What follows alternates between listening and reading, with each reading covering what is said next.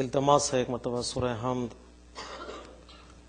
کی تلاوت فرما کر مرحوم و مغفور ہمایوں علی بیگ، بشیر النساء بیگم، سید نور الحسن جعفری اور جملہ مومنین و مومنات کے ارواح کی سلام۔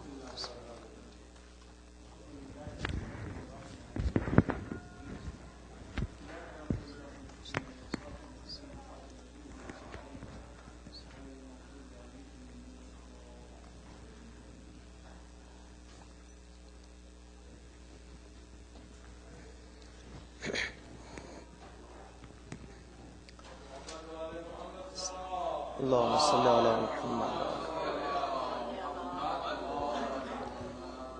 لا حول ولا قوة إلا بالله العلي العظيم۔ أعوذ بالله من الشيطان الرجيم، بسم الله الرحمن الرحيم۔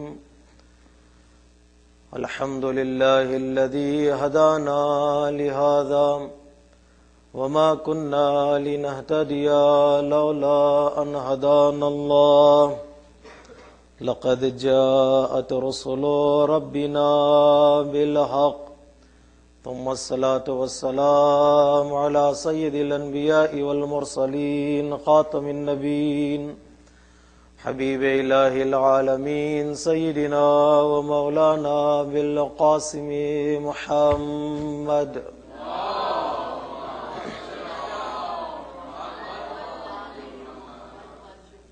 وعلى أهل بيته الطيبين الطاهرين المظلومين المعصومين الميامين، ولعنة الله على أعدائهم أجمعين من يومنا هذا إلى قيام يوم الدين.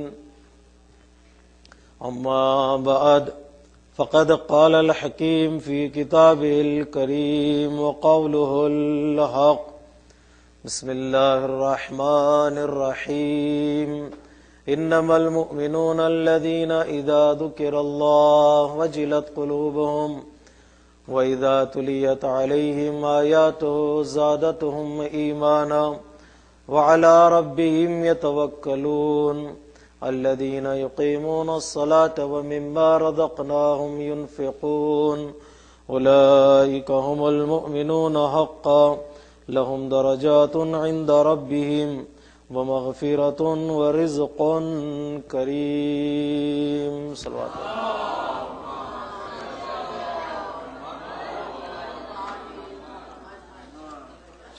عزیزان محترم، جس موضوع کے تحت ہماری گفتگو کا سفر جاری ہے وہ موضوع ہے کامیاب زندگی کے معیار اور اصول، جس کے ذیل میں ہم نے گزشتہ مجالس اعضاء میں اس حدیث زندگی کو مطرح کیا جس میں ہمارے اور آپ کے چھٹے امام امام جعفر الصادق علیہ الصلوۃ والسلام نے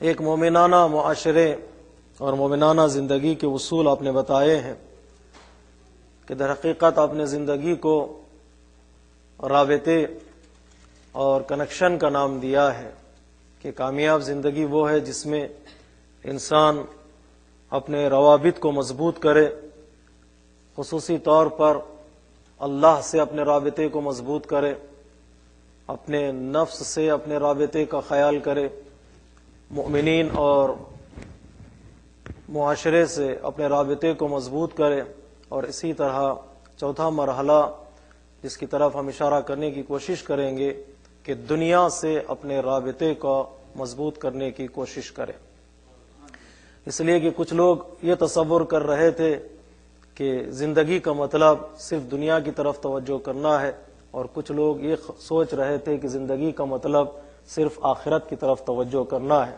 تو امام نے ایک اصول بتایا کہ کس طرح انسان کو زندگی گزارنا ضروری ہے۔ تو اللہ سے اپنے رابطے کو مضبوط کرے اور اسی طرح اپنے نفس کا خیال کرے کہ وہ اللہ بہترین دوست اور نفس انسان کا بدترین دشمن، اس دوستی کا خیال بھی کرے اور اس دشمن کی طرف توجہ بھی کرے، اور کامیاب معاشرہ اور کامیاب زندگی کا معیار یہ ہے کہ انسان جس معاشرے میں رہ رہا ہے، جس معاشرے میں سانس لے رہا ہے، اس معاشرے میں محبت کے ساتھ اور الفت کے ساتھ زندگی گزارے، اپنے روابط کو مضبوط کرے۔ اس لیے کہ انسان تنہا زندگی نہیں گزار سکتا، انسان اکیلا زندگی نہیں گزار سکتا۔ علماء کرام فرماتے ہیں الانسان مدنی بالطبع، انسان معاشرے کا محتاج ہے، وہ پیدا ہی ہوا ہے سماج میں زندگی گزارنے کے لیے، وہ تنہا اور اکیلا زندگی نہیں گزار سکتا۔ حتیٰ انسان اگر جنگل میں چلا جائے یا بیابان میں چلا جائے تو انسان کی زندگی گھٹ جاتی ہے، انسان کی صحت ختم ہو جاتی ہے، انسان کا شعور اور صلاحیت ختم ہو جاتی ہے۔ اس وقت تک اس کے شعور اور اس کی صلاحیت میں نکھار پیدا نہیں ہوتا جب تک وہ معاشرے اور سماج میں داخل نہیں ہوتا ہے۔ چونکہ اسے معاشرے میں رہنا ہے، کائنات میں رہنا ہے، زندگی گزارنا ہے، تو ضروری ہے کہ وہ معاشرے کے اصول کو بھی رعایت کرے تاکہ معاشرے میں کو حسن عطا کرے اور حسن کے سائے میں زندگی گزار سکے۔ حتیٰ معاشرہ تو معاشرہ، ہمارے علماء کرام ارشاد فرماتے ہیں کہ انسان بغیر کائنات کی ضرورتوں کے بھی انسان زندگی نہیں گزار سکتا۔ انسان درختوں کا محتاج ہے، انسان حیوانات کا محتاج ہے، انسان چاند و سورج کا محتاج ہے۔ یہ ساری چیزیں انسان کے لیے محنت کرتے ہیں تاکہ انسان کے لیے کچھ رزق کا انتظام ہو جائے۔ ابر و بادو مہو خورشید و فلک درکارن تاتو نانی بے دا کف آریو بے غفلت نہ خوری۔ یہ ابر، یہ آسمان، یہ سمندر، یہ پہاڑ، یہ دریا، یہ درخت، یہ چاند، یہ سورج، یہ ستارے سب محنت کرتے ہیں تاکہ انسان کو ایک روٹی مل جائے۔ وہ ساری اس کوشش میں لگے ہوئے ہیں کہ انسان کے غذا کا انتظام کرے اور انسان ساری نعمتوں کا فائدہ اٹھائے اور غفلت میں کوئی روٹی نہ کھا لے، بلکہ وہ توجہ کرے کہ جو نعمتیں یہ دے رہا ہے اس کا پروردگار کون ہے۔ تو انسان محتاج ہے معاشرے میں زندگی گزارے۔ کچھ اصول نے امام بتائے ہیں کہ معاشرے میں زندگی گزارنے کے اصول کیا ہیں۔ کل کی مجلس میں ہم نے 5 اصول کی طرف اشارہ کیا، ذریعوں کی طرف اشارہ کیا جس کے ذریعے سے انسان معاشرے میں اپنے روابط کو مضبوط کر سکتا ہے، جس میں صبر ہے پہلا مرحلہ جسے طے کرنا ہے انسان کو، دوسرا مرحلہ عفو و بخشش کا ہے، تیسرا مرحلہ تواضع اور انکساری کا ہے، اور چوتھا مرحلہ سخاوت، انفاق اور احسان کا مرحلہ ہے، اور 5واں مرحلہ عدل اور انصاف کا مرحلہ ہے۔ جب تک انسان ان عدل و انصاف کے مراحل کو طے نہیں کرے گا اس وقت تک معاشرے میں اس کا رابطہ مضبوط نہیں ہو سکتا۔ عزیزان محترم، قرآن مجید نے 2 قسم کے روابط کا اعلان کیا ہے صاحبان ایمان کے درمیان۔ پہلا رابطہ جو صاحبان ایمان کے درمیان میں ہے وہ دوستانہ رابطہ ہے، ولایت والا ہے۔ المؤمن بعضهم اولیاء بعض یأمرون بالمعروف وینہون عن المنکر۔ مومنین ایک دوسرے کے دوست ہیں، چاہنے والے ہیں، جو امر بالمعروف کرتے ہیں اور نہی از منکر کرتے ہیں۔ چاہت کا تقاضا یہ ہے کہ دوسروں کو نیکی کی طرف بلائیں، دوستی کا تقاضا یہ ہے کہ دوسروں کو گناہوں سے روکیں۔ اس لیے کہ دوستی کا معیار ہی یہ ہے کہ دوست کو اپنے ساتھ لے کر جائیں۔ اگر وہ اچھائیوں سے دور ہے تو اسے اچھائیوں کے قریب لے آئیں، اگر وہ برائیوں سے قریب ہے تو اسے برائیوں سے دور کیا جائے۔ المؤمن بعضهم اولیاء بعض یأمرون بالمعروف وینہون عن المنکر۔ ایک دوسرے کے دوست ہیں، امر بالمعروف کرتے ہیں اور نہی از منکر کرتے ہیں۔ پہلا رشتہ جو اللہ نے مومنین کے درمیان قرار دیا ہے وہ ولایت اور محبت والا رشتہ ہے، دوستانہ رشتہ ہے کہ اس کی طرف انسان توجہ کرے۔ لیکن دوسرا رشتہ جو اس سے بھی عظیم ہے، جس کی طرف پروردگار عالم نے قرآن مجید میں اشارہ کیا ہے، وہ برادری کا رشتہ ہے۔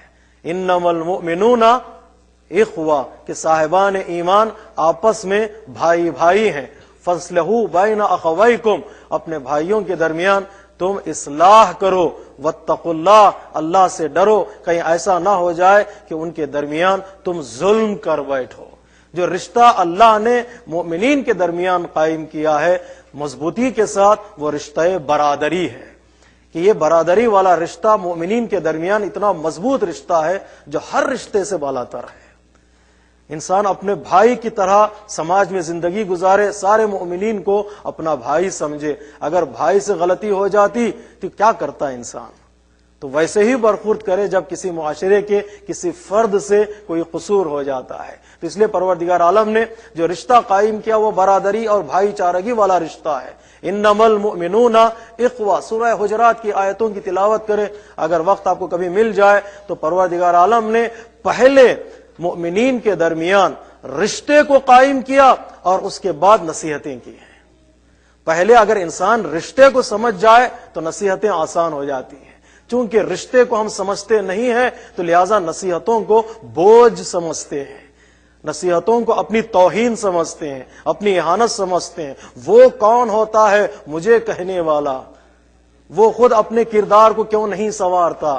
وہ اپنے باپ کو دیکھ لے، اپنے بھائی کو دیکھ لے، اپنے بچوں کو دیکھ لے، فوراً جب نصیحت کے خلاف اس طرح کے اٹیک ہونا شروع ہوتے ہیں، یہ اس بات کا نتیجہ ہے کہ انسان مومنین کے رشتے کو سمجھتا نہیں ہے۔ اگر وہ برادری کے رشتے کو سمجھ جاتا تو کبھی نہ کہتا کہ وہ کون ہوتا ہے۔ صلوات پڑھیے محمد وآل محمد۔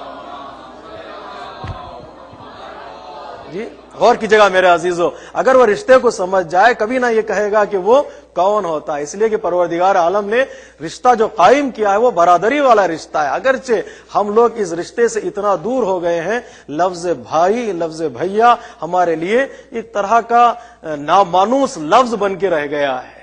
جیسے کسی شاعر نے کہا، اب بھائی ہے کہ بھائی کو پہچانتا نہیں، ہم بھائی بھائی ہیں یہ کوئی جانتا نہیں، ایک دوسرے کو دوست بھی گردانتا نہیں، ہم ایک کوکھ سے ہیں کوئی مانتا نہیں، ہم سب ایک ہی بابا آدم و حوا کی اولاد ہیں لیکن کوئی ماننے کے لیے تیار ہی نہیں ہے۔ ہم بھائی بھائی ہیں کوئی مانتا نہیں، ہم ایک کوکھ سے ہیں کوئی جانتا نہیں۔ سمجھتے ہیں ٹیکنالوجی کا زمانہ ہے، ترقی کا زمانہ ہے، ارباب آشتی ہمتن جنگ ہو گئے، ہم جس قدر وسیع ہوئے تنگ ہو گئے۔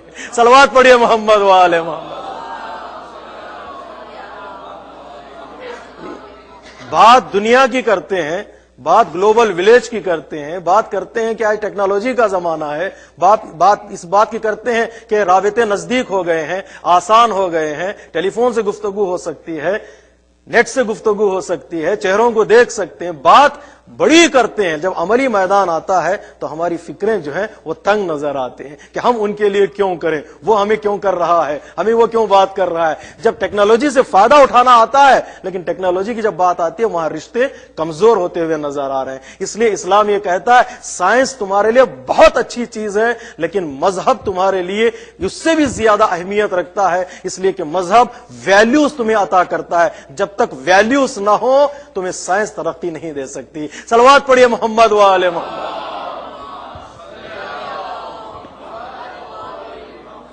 تو کیا کروں؟ تو مومنین کے درمیان جو رشتہ، میں برادری کی بات کر رہا ہوں، یہ خواتین میں وہی ہے، برادری ایک عام لفظ ہے۔ انما المؤمنون اخوہ، مومنین آپس میں بھائی بھائی ہیں۔ پروردگار عالم نے اس ایمانی رشتے کو قائم کرنے کے بعد نصیحتوں کا سلسلہ شروع کیا ہے۔ میں کچھ نصیحتوں کی طرف اشارہ کروں اور بات منزل کی طرف آپ کو لے جاؤں گا۔ پروردگار عالم نے سورہ حجرات میں مومنین کے درمیان جو رشتہ قائم کیا ہے وہ رشتہ ایمانی ہے، ایمان کا رشتہ، اور یہ رشتہ کبھی ختم ہونے والا نہیں ہے۔ دنیا کے سارے رشتے قبر تک پہنچتے پہنچتے ختم ہو جاتے ہیں لیکن ایمانی وہ رشتہ ہے جو کبھی ختم ہونے والا نہیں۔ پروردگار عالم سورہ حجرات میں ارشاد فرماتا ہے انما المؤمنون اخوہ فاصلحوا بین اخویکم یا ایھا الذین آمنوا لا یسخر قوم من قوم عسى ان یکونوا خیرا منہم۔ اے صاحبان ایمان، ایک دوسرے کا مذاق مت اڑاؤ، اس لیے کہ ہو سکتا ہے جس کا تم مذاق اڑا رہے ہو وہ تم سے بہتر ہو۔ ایک اصول بتایا پروردگار عالم نے، ہمیں کیا پتا کون کس سے بہتر ہے۔ یا ایھا الذین آمنوا لا یسخر قوم من قوم عسى ان یکونوا خیرا منہم۔ تمہارے درمیان جو رشتہ ہے وہ مؤمنانہ رشتہ ہے، ایمانی رشتہ ہے، ایک دوسرے کا مذاق مت اڑاؤ۔ میں سمجھ رہا ہوں میں بہتر ہوں، عسى ان یکونوا خیرا منہم، جس کا تم مذاق اڑا رہے ہو اس کے پاس کچھ ایسی چیزیں ہوں جس کی وجہ سے وہ تم سے بہتر نظر آئے، تمہیں پتہ نہیں ہے۔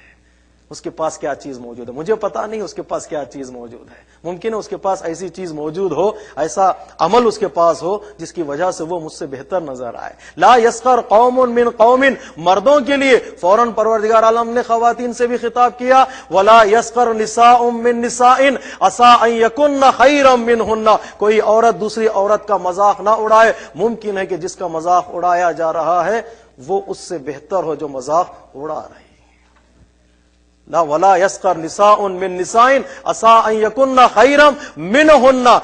مردوں کو عورتوں سے اس آیہ کریمہ میں پروردگار عالم نے جدا کیا ہے. مردوں کے لیے الگ پیغام، عورتوں کے لیے الگ پیغام، اس لیے کہ مردوں میں مزاح کے طریقے الگ ہوتے ہیں، عورتوں میں مزاح کے طریقے الگ ہوتے ہیں. ولا نساء من نساء، قرآن مجید کا ایک حسن ہے میرے عزیزو. آیہ کریمہ آپ مطالعہ کیجئے سورہ حجرات، اس کی تفسیر کی طرف توجہ کیجئے گا. ولا نساء من نساء عسى ان يكن خيرا منهم، فوراً پروردگار عالم نے ارشاد فرمایا ولا تلمذوا انفسکم. سب سے بڑا مرحلہ جو یہاں پر آ کر رک جاتا ہے وہ یہ ہے کہ ایک دوسرے کے عیوب کو تلاش نہ کرو. ولا تلمذوا انفسکم، ایک دوسرے کے عیوب کو ڈھونڈو نہیں. عیب نظر آ جائے تو نصیحت کرو، لیکن ڈھونڈنے کا حکم مجھے نہیں ہے. جسے اردو میں لفظ استعمال ہوتا ہے تجسس، تجسس، تفحص، ڈھونڈنا، پیچھے لگ جانا، دوسروں سے پوچھنا. قرآن کہتا ہے یہ کام مت کرو. تمہارا وظیفہ یہ ہے کہ جو ظاہر میں چیز نظر آ جائے اس کی نصیحت کرو، جو باطن کی چیز ہیں انہیں کھریدنے کی کوشش نہ کرو. ولا تلمذوا انفسکم، اس آیہ کریمہ کے ذیل میں پیغمبر اسلام ختمی مرتبت حضرت محمد مصطفیٰ صلی اللہ علیہ. آپ نصیحتوں سے بور تو نہیں ہو جاتے؟ نہیں تو سب مل کے صلوات پڑھے محمد والا.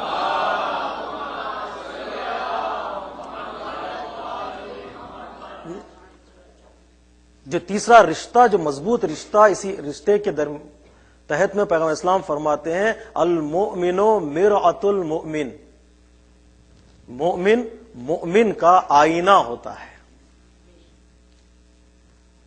آپ تفسیر اس کی جانتے ہیں؟ مومن مومن کا آئینہ ہوتا ہے. مومن مومن کا آئینہ ہوتا ہے.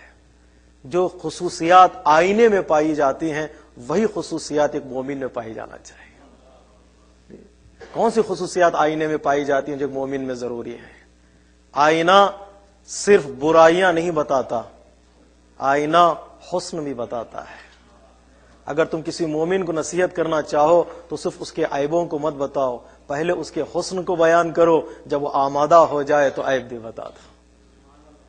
اس لیے پروردگار عالم نے قرآن مجید میں جہاں بھی کہا ہے پہلے امر نہی از منکر نہیں کہا. پروردگار عالم نے کہا یأمرون بالمعروف وینہون عن المنکر، پہلے اچھائیاں بتاؤ اور اس کے بعد برائیوں سے روکو. اس لیے کہ کوئی بھی انسان اپنے نفس کے سلسلے میں برائی سننے کے لیے گوارا نہیں ہوتا، تیار نہیں ہوتا ہے. پہلے اس کی اچھائیاں گناؤ. یأمرون بالمعروف وینہون عن المنکر، پہلے نیکیاں گنانا شروع کرو، جب وہ تیار ہو جائے تو اس کی خطا بھی بتا دو. جس طرح آئینہ کرتا ہے، آئینہ اچھائیاں بھی بتاتا ہے، حسن بھی بتاتا ہے. تمہاری آنکھیں اچھی ہیں، تمہارے رخسار اچھے ہیں، تمہاری ناک اچھی ہے، لیکن چہرے پر ایک زخم ہے تو آئینہ کہتا اس کے ساتھ یہ زخم بھی ہے، اس کو دور کر لو. آئینے کی مثال دی پیغمبر اسلام نے اس لیے کہ آئینہ حسن بھی بتاتا ہے عیب کے ساتھ ساتھ. اور دوسرا کام جو آئینہ کرتا ہے وہ یہ کہ آئینہ جس کو بھی عیب بتاتا ہے اس کے سامنے بتاتا ہے، اس کے پیچھے نہیں بتاتا. جو آئینے کے سامنے کھڑا ہوگا صرف اس کو اس کا عیب بتا دے گا. وہ ہٹ جائے، کوئی دوسرا انسان آئے آئینے کے سامنے کھڑا ہو، آئینے کے اندر کم از کم اتنا تو شعور ہے کہ آئینہ غیبت کو حرام سمجھتا ہے. یہ انسان کو کیا ہو گیا ہے؟ صلوات پڑھیے محمد و آل محمد.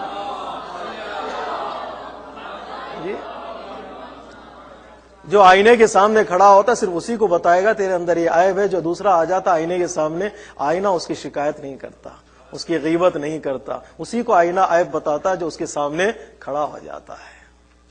آئینہ جتنا عیب ہے اتنا ہی بتاتا ہے، عیب کو بڑا نہیں کرتا. خطا اگر کسی سے سرزد ہو جائے تو اس کو اتنا ایک افسانہ بناتا نہیں آئینہ، جتنا عیب ہے اتنا ہی بتاتا ہے۔ ہمارے یہاں جو عادت ہے وہ ہے کہ ہم عیب کو پہلے جملے میں بدلتے ہیں، اور جملہ جو ہے وہ ایک واقعے میں بدل جاتا ہے، واقعہ افسانے میں بدل جاتا ہے، اور پہنچتے پہنچتے دوسرے شہروں تک وہ افسانہ کتاب کی صورت اختیار کر لیتا ہے، کتاب کی صورت اختیار کر۔ تو آئینہ جتنا عیب ہے اتنا ہی بتاتا ہے، اور عیب کو بڑا نہیں کرتا۔ ایک مومن کی ذمہ داری یہ ہے کہ اتنا ہی عیب بتائے جتنا دوسرے کے پاس ہے، اسے بڑا نہ کرے۔ آئینہ کیا کرتا ہے؟ آئینہ انسان کو عیب بتاتا، پوری توجہ چاہتا ہوں میرا عزیز، ایک منزل تک ہم پہنچیں گے۔ آئینہ عیب بتاتا ہے، لیکن آئینہ چیختا نہیں، چلاتا نہیں، عیب بتاتا ہے تو آہستہ سے بتاتا ہے۔ اگر مومنین بھی ایک دوسرے مومنین کے اندر عیب کو دیکھیں، اگر آہستہ سے کہیں تو کبھی وہ ناراض نہیں ہوں گے۔ جہاں چیخنے اور چلانے کی بات آتی ہے، در و دیوار کو سنانے کی بات آتی ہے، ایک حیوان بھی برداشت نہیں کرتا، ایک مومن کہاں برداشت کر لے گا؟ صلوات پڑھیے محمد و آل محمد۔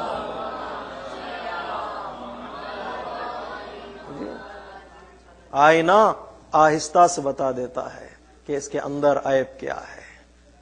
چوتھی خصوصیت بھی بتا دوں، آئینہ کسی کے ساتھ امتیاز نہیں برتتا، تبعیض کا قائل نہیں ہے، پارشیلٹی کا قائل نہیں ہے۔ کوئی غریب آ جائے تو عیب بتا دے، امیر آ جائے تو چھوڑ دے، عہدیدار آ جائے تو چھوڑ دے، اور عہدیدار نہ آئے تو نہ بتائے، بتا دے اس کو عیب۔ آئینہ چھوٹا بڑا نہیں دیکھتا، امیر و فقیر نہیں دیکھتا، طاقت و کمزور نہیں دیکھتا، آئینہ صرف عیب دیکھتا ہے۔ اگر معاشرے میں انصاف کو باقی رکھنا ہے، صرف عیب دیکھو، عیب کے پیچھے موجود عہدے کو مت دیکھو۔ جس قوم میں امتیازات شامل ہو جاتے ہیں، اس قوم میں عیبوں کی قباحت ختم ہو جاتی ہے، برائی کی قباحت ختم ہو جاتی ہے۔ بڑے نے انجام دیا ہے تو آنکھیں بند کر لو، چھوٹے نے انجام دیا ہے تو بتا دو، اس کو اچھال دو، کمزور ہے اچھال دو، طاقتور ہے دبا دو۔ یہاں عدل و انصاف کا سلسلہ ٹوٹ جاتا ہے۔ آئینہ کہتا ہے تبعیض کے قائل نہ ہونا۔ اگر معاشرے میں عدل و انصاف کو قائم رکھنا چاہتے ہو تو تبعیض کو اپنے ذہنوں سے ہٹا دو۔ آئینہ کیا کرتا ہے؟ آہستہ بولتا ہے اور کسی اور کا خیال نہیں کرتا، تبعیض کا خیال نہیں کرتا۔ آئینہ عیب کو ایک مرتبہ بیان کرتا ہے، عیب کے ختم ہو جانے کے بعد پھر آئینہ گزشتہ عیبوں کو دہراتا نہیں ہے۔ اگر زخم تھا چہرے پر، آپ نے اس کو اچھا کر لیا، دوسرے دن آپ آئینے کے سامنے کھڑے ہوں گے، آئینہ کبھی یاد نہیں دلاتا کل آپ کے پیشانی پہ چہرے پہ زخم تھا، آئینہ بھول جاتا ہے۔ لوگوں میں جھگڑے اس لیے ہوتے ہیں کہ لوگ دوسروں کے پرانے عیبوں کو اچھالنے کی کوشش کرتے ہیں۔ آئینے سے سبق لے لو کہ پرانے عیبوں کو اچھالنے کا نام معاشرہ نہیں ہے، پرانے عیبوں کو بھلا دینے کا نام معاشرہ ہے۔ صلوات پڑھیے محمد و آل محمد۔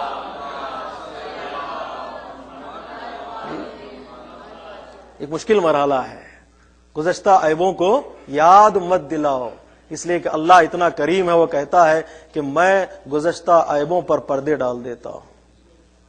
معلوم ہے خدا کیوں کریم ہے؟ اس لیے کریم ہے کہ وہ عیبوں پر پردہ ڈال دیتا ہے۔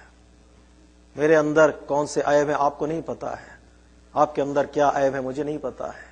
اگر پیشانی پہ عیب لکھے جاتے تو کیا ہوتا؟ جی پیشانی پر اگر عیوب لکھے جاتے تو کیا ہوتا؟ پروردگار عالم نے کریم ہے، پروردگار عیبوں پر پردہ ڈال دیتا ہے۔ اگر بندہ توبہ کرتا ہے تو عیبوں کو، خطاؤں کو معاف کر دیتا ہے۔ حتیٰ قرآن مجید میں آیہ کریمہ ہے کہ پروردگار خطاؤں کو نیکیوں سے بدل دیتا ہے۔ توبہ اور استغفار کے بعد پروردگار خطاؤں کو بھی نیکیوں سے بدل دیتا ہے۔ اتنا کریم پروردگار ہے۔ تو ہمیں بھی حکم یہی ہے کہ کسی کے عیبوں کو، گزشتہ عیبوں کو تم اچھالو نہیں۔ تم وہ کرتے تھے، ہمیں حکم نہیں ہے کہ کہنے کے لیے کہ تم کیا کرتے تھے، اب دیکھو کہ کیا کرتے ہیں۔ ہم ان کے لیے بھی یہی کہتے ہیں، بعض لوگ اصحاب کی فضیلتوں میں اشعار کہتے ہیں، روایتیں کہتے ہیں، ہم لوگ ان سے یہی سوال کرتے ہیں وہ کیا تھے؟ اس سے ہمارا کوئی سروکار نہیں ہے، بعد از پیغمبر وہ کیا رہے، وہ کیا تھے پہ کبھی ہم گفتگو نہیں کریں گے۔ اچھے تھے لیکن اب کیا ہیں؟ آیا انہوں نے اپنی اچھائی کو باقی رکھا کہ نہیں رکھا؟ اور برائی سے انہوں نے توبہ کی کہ نہیں توبہ کی. یہ مرحلہ جو یہاں پر آ کے پہنچ جاتا ہے تو یہاں پر انسان کے لیے حکم ہے کہ وہ پرانے عیبوں کو نہ اچھالے. جس طرح ایک آئینے سے انسان سبق لے. پیغمبر اسلام نے فرمایا المؤمن مرآۃ المؤمن, مومن مومن کا آئینہ ہوتا ہے. کئی خصوصیات ہیں آئینے کے, اور بھی کئی خصوصیات ہیں, آپ بھی خود سوچ سکتے ہیں آئینے کی خصوصیات کیا ہیں. آئینہ آہستہ بولتا ہے, آئینہ سامنے بولتا ہے, آئینہ غیبت نہیں کرتا, آئینہ جھوٹ نہیں بولتا, آئینہ تہمت نہیں لگاتا. یہ ساری چیزیں صحیح ہیں. ایک شرط پر آئینہ عیبوں کو بتا سکتا ہے, وہ شرط کی طرف توجہ کیجیے گا. ہم ہمیشہ ایک رخ کو دیکھتے ہیں, دوسرے رخ کو بھول جاتے ہیں. آئینہ اس شرط پر ہمارے چہرے کے عیبوں کو دکھا سکتا ہے خود آئینے پر کوئی غبار نہ ہو, خود آئینے پر کوئی پردہ نہ ہو, آئینے پر کوئی کرٹن نہ ہو. خود آئینے پر غبار ہو تو وہ دوسروں کے چہرے کو نہیں دکھا سکتا, دوسروں کے عیبوں کو نہیں دکھا سکتا. مومن مومن کا آئینہ ہے, وہ دوسروں کے عیبوں کو بتائے اور عیبوں کی اصلاح کرنے کی کوشش کرے. یہ اسی وقت ہو سکتا ہے جب خود مومن کا دل آئینے جیسا ہو, اس پہ کوئی غبار نہ ہو. صلوات پڑھیے محمد و آل محمد.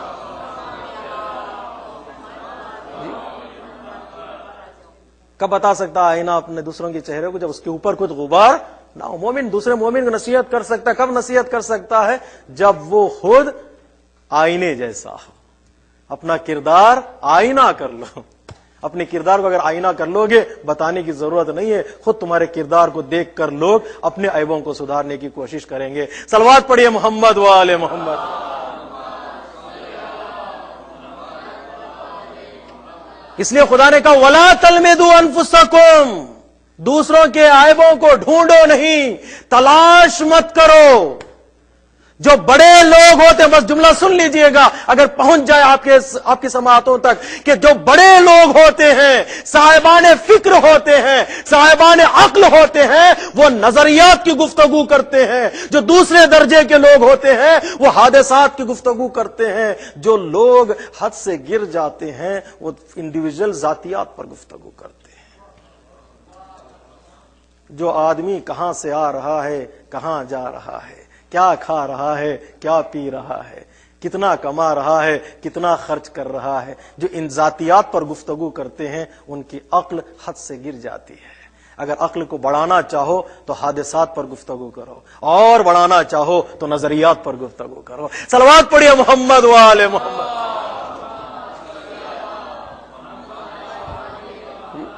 نظریات پر گفتگو کریں گے, ذاتیات میں. پروردگار عالم نے کہا مومنین کے درمیان جو رشتہ ہے وہ ایمان کا رشتہ ہے, وہ ایک دوسرے کا مذاق نہیں اڑاتے, ایک دوسرے کے عیبوں کو تجسس نہیں کرتے. وَلَا تَنَابَزُوا بِالْأَلْقَابِ, ایک دوسرے کو برے ناموں سے نہیں پکارتے. ماں باپ نے محنت کر کے ڈھونڈ ڈھانڈ کے ایک نام رکھا ہے, ہم لوگ اس نام کو بھی بگاڑ دیتے ہیں. اور آج کل جو چکر چلا ہوا ہے, کیا نام رکھتے ہیں لوگ, دوست مل کر ایک نام, اس کو ٹیڑھا نام رکھ دیتے ہیں, اسی ٹیڑھے نام سے اسے پکارتے ہیں. قرآن کہتا ہے لا تنابزوا بالالقاب, نہ کفر کے ناموں سے انہیں یاد کرو, نہ ان کے سیدھے سادے ناموں کو بگاڑ دو. ولا تنابزوا بالالقاب, نام ہم نے رکھ دیا بچے کا علی, اس سے بڑھ کر دنیا میں کوئی خوبصورت نام ہے کہ ہم نے اپنے بچے کا نام رکھ دیا حسن. اگر نام علی و حسن رکھ دیا ہے, حسین رکھ دیا ہے, ان ناموں سے بڑھ کر کوئی خوبصورت نام دنیا میں نہیں ہے. کوئی نام اس دنیا سے بڑھ کر؟ اس نام کو بگاڑنے کی کوشش نہ کرو, جو نام ہے وہی اسی نام سے پکارو. اس لیے یہ نام وہ ہیں جو ذکر بھی ہیں اور ہمیں یہ نام ہمارے اماموں کی یاد بھی دلاتے ہیں. اس لیے کہا گیا کہ اپنے بچوں کے نام اہل بیت کے ناموں کے ساتھ رکھ دیجئے, تاکہ آپ بچوں کا نام لے کر پکاریں تو ہمیں وہ نام بھی یاد آ جائے جو نام ہمارے رہبر کا نام ہے. صلوات پڑھیے محمد و آل محمد.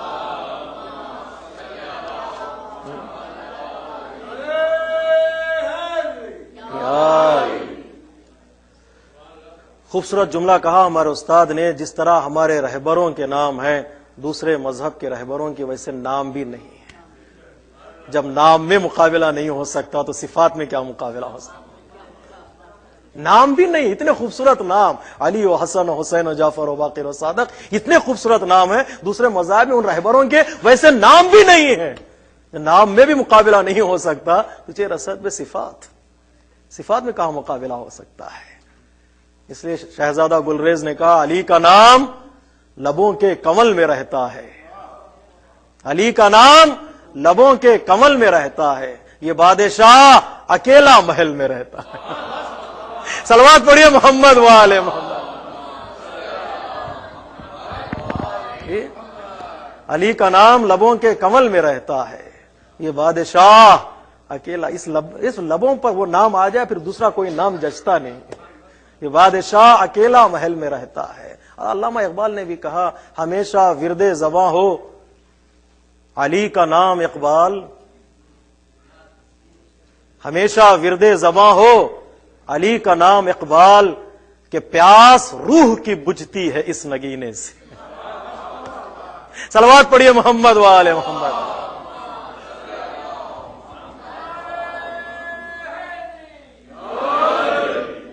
اتنا خوبصورت نام ہے، اتنا خوبصورت نام ہے، اس نام سے کائنات میں حسن پھیلا ہے، اس نام سے کائنات میں حسن پھیلا ہے۔ یہ نام کائنات سے ہٹا لیا جائے تو کائنات میں کوئی حسن نہ ہو۔ اس لیے پیغمبر اسلام نے فرمایا لو کانا للعقل جسمن لکانا علی۔ دنیا میں کتنے صاحبان کتنے عقل کتنے ہیں، کتنی سوچ اور فکر اچھی دنیا میں آپ کو ملے گی۔ فرماتے پیغمبر اسلام کہ لو کانا للعقل جسمن لکانا علی، اگر عقل کا پیکر ہوتا تو اس پیکر کا نام ہوتا علی۔ عقل کا اگر کوئی پیکر ہوتا تو اس پیکر کا نام ہوتا علی۔ کتنا خوبصورت نام ہے۔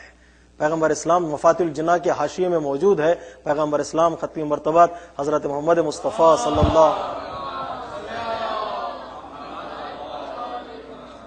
سے ایک مرتبہ مولا کائنات نے فرمایا یا رسول اللہ میری مغفرت کی دعا کیجیے گا۔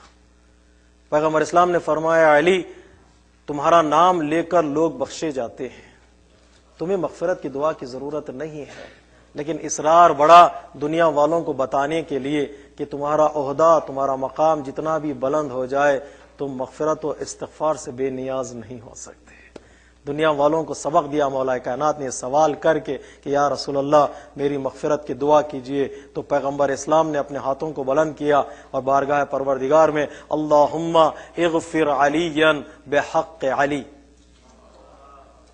پیغمبر اسلام نے فرمایا پروردگار علی کو بخش دے تجھے علی کا واسطہ۔ مولا کائنات نے ارشاد فرمایا یا رسول اللہ میرے لیے دعا، اور میرا نام واسطے کے طور پہ آپ نے استعمال کیا۔ پیغمبر اسلام نے فرمایا علی ہر دعا میں وسیلے کی ضرورت ہے، ہر دعا میں وسیلے کی ضرورت ہے۔ تیرے مغفرت کی دعا کے لیے میں نے وسیلہ ڈھونڈا، کبھی مشرق کی طرف دیکھا، کبھی مغرب کی طرف دیکھا، کبھی شمال کی طرف دیکھا، کبھی جنوب کی طرف دیکھا، تیرے نام سے بہتر مجھے کوئی نام نظر نہیں آیا۔ صلوات پڑھیے محمد وآل محمد۔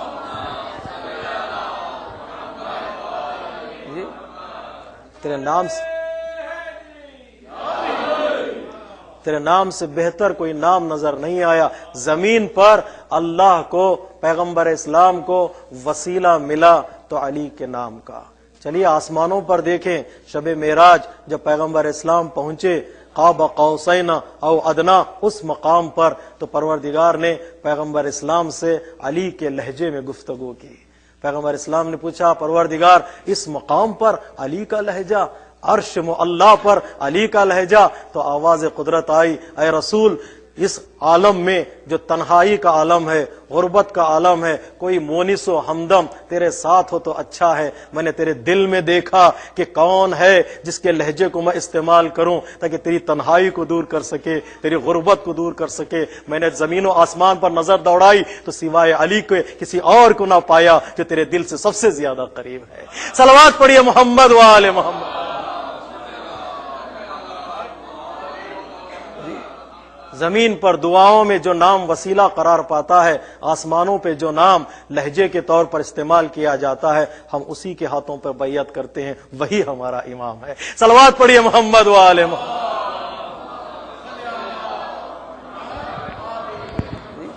وہی ہمارا امام ہے۔ لہجے میں علی کے لہجے میں پروردگار عالم نے گفتگو کی۔ یہ نام خوبصورت نام ہے، یہ نام حسین نام ہے، اہل بیت کے نام حسین نام ہے۔ اپنے بچوں کو یہ نام رکھیں اور انہی ناموں سے پکاریں، مکمل نام لے کر پکاریں تاکہ نام کا اثر بچے کی زندگی پر ہو جائے۔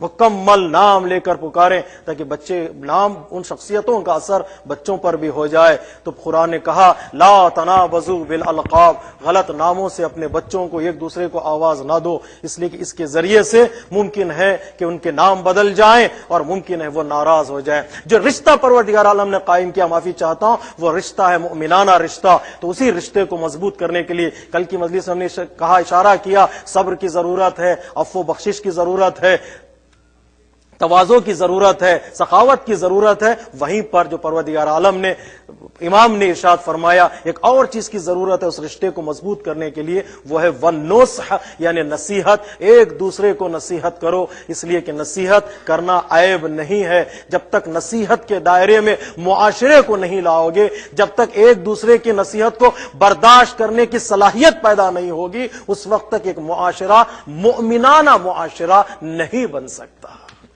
الا الذين آمنوا وعملوا الصالحات وتواصوا بالحق وتواصوا بالصبر، جب تک تلقین کا مسئلہ معاشرے میں نہیں آتا، جب تک حق اور صبر کی تلقین کرنے کی کوشش لوگ نہیں کرتے، اس وقت تک ایک معاشرہ مؤمنانہ معاشرہ نہیں بنتا۔ تو امام نے اشارہ کیا، نصیحت کریں اس وقت جب اپنے کردار کو پاک کر لیں، اور اگر کوئی نصیحت کرے تو اتنا ہمارے اندر ظرف موجود ہو کہ ان کے نصیحت کو قبول کرنے کی کوشش کریں۔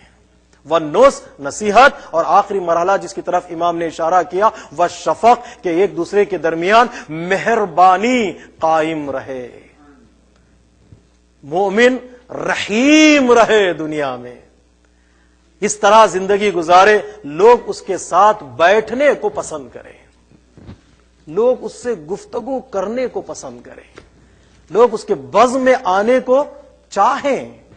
مومن، المومن یألف ویولف، مومن چاہتا بھی ہے اور چہیتا بھی ہوتا ہے، وہ دوسروں کو بھی چاہتا ہے، دوسرے بھی اسے چاہتے، وہ مہربانی اس کی صفت ہے، اس کے اندر پائی جاتی ہے۔ لوگ آتے ہیں اس کے بزم میں بیٹھنے کو پسند کریں مومنین، اس چہرے پر مسکراہٹ ہو، زبان پر اچھی بول ہو۔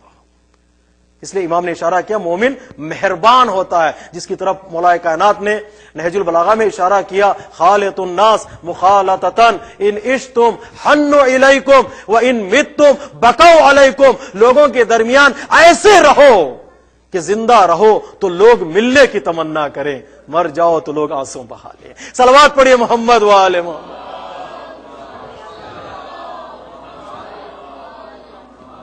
کہ زندہ رہے تو لوگ ملنے کی تمنا کریں، ڈھونڈیں، تلاش کریں، اس کے بزم بیٹھنے کی کوشش کریں۔ جب تک رابطہ نہ ہو، آنا جانا نہ ہو، مہربانی نہ ہو، رحمت والا رشتہ نہ ہو، تو سوسائٹی میں اور معاشرے میں محبت بھی پیدا نہیں ہوتی۔ تو یہ 3 مرحلے مکمل ہوئے، اللہ سے ہمارا رابطہ، نفس سے ہمارا رابطہ، مؤمنین کے درمیان ہمارا رابطہ، چوتھا مرحلہ دنیا سے ہمارا رابطہ۔ ایک حدیث مکمل ہو جائے، اور یہ ہماری شاید یہاں کے سینٹر کی آخری مجلس ہے۔ میں شکریہ ادا کرتا ہوں ذمہ داران کا اور اس مرکز کا، اور مولانا ستار زیدی صاحب کا، اور تمام ذمہ داروں کا، کہ انہوں نے اس طالب علم کو یاد کیا اور ہم آ گئے ہیں۔ اگر ہماری خطابت میں، جملات میں، نصیحتوں میں کوئی خطا، کوئی غلطی سرزد ہوئی ہے تو انشاءاللہ آپ لوگ بزرگوار ہیں، ہم سب مل کر ہمیں معاف کر دیں گے۔ صلوات پڑھیں محمد وآل محمد۔